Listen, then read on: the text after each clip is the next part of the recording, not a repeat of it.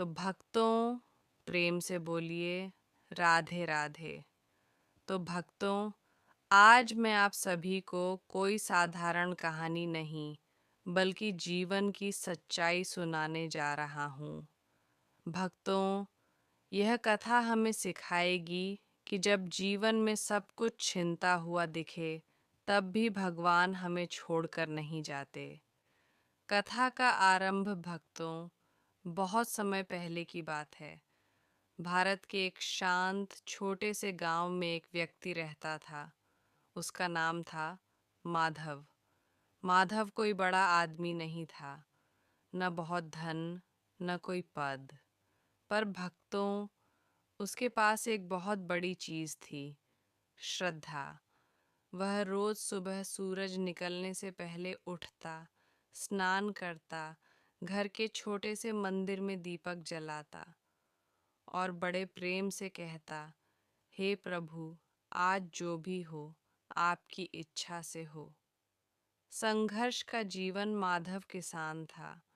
उसकी जमीन बहुत ज्यादा नहीं थी, पर मेहनत पूरी करता था।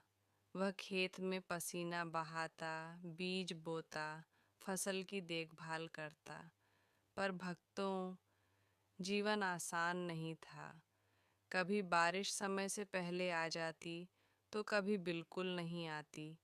कभी कीड़े लग जाते, तो कभी बाजार में दाम गिर जाते।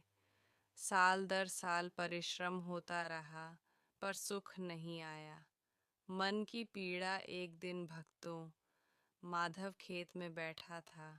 सूरज ढल रहा था। सूखी मिट्टी उसके हाथ में थी। उसकी आंखों में आंसू थे। वह बोला, हे प्रभु, मैंने क्या कमी छोड़ी? ना किसी का बुरा किया, ना आपका नाम छोड़ा, फिर भी दुख ही क्यों? भक्तों, यह प्रश्न केवल माधव का नहीं था। यह प्रश्न हम सबका है।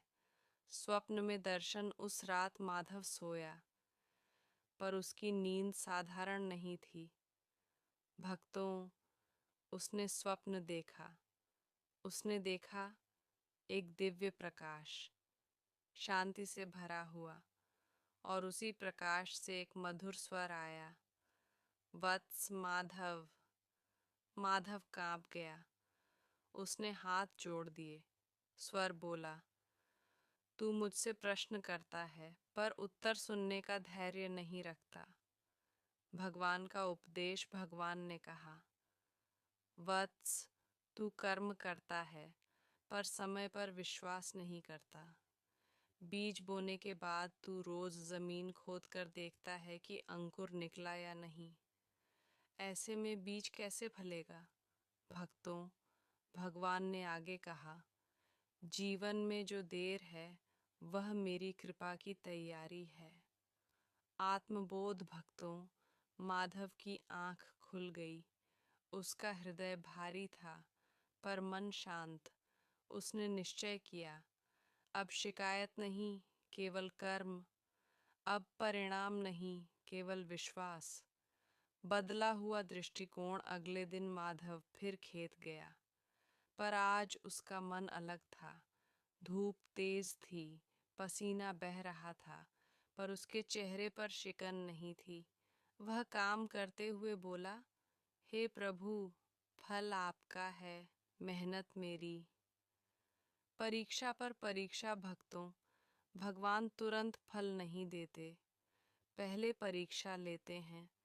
उस साल भी तूफान आया, फिर बीमारी फैली, गांव के लोग टूटने लगे।